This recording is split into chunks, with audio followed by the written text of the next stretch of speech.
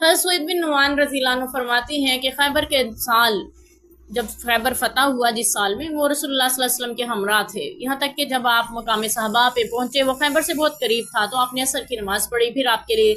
आपने तोशा मंगवाया, यानी खाने के लिए कुछ, तो सहाबा इकराम ने सत्तू आपके पास लाए, आपने उसे घोलने का हुक्म दिया, फिर आप सहाबा ने और हम, यानी रसूलुल्लाह सल्लल्लाहु अलैहि वसल्लम ने और हम सब ने खाया। फिर इसके बाद आप सल्लल्लाहु अलैहि वसल्लम ने मगरिब की नमाज पढ़ने को खड़े हो गए और सिर्फ कुली की, हमने भी कुली की और नमाज पढ़ ली, दोबारा वजू नहीं किया। यानी कि पहले से हम बावजू थे और हमने सत्तू पिया, खाया कह रहे हैं वो यहाँ पे, इसका मतलब है थोड़ा गाढ़ा घोला गया होगा, जिसको खाया गया होगा, पिया भी जाता है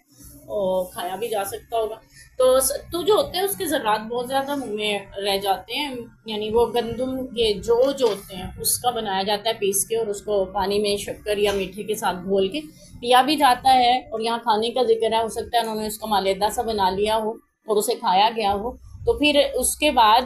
वज़ू पहले से था, तो दोबारा वज़ू नहीं किया गया, बल्कि सिर्फ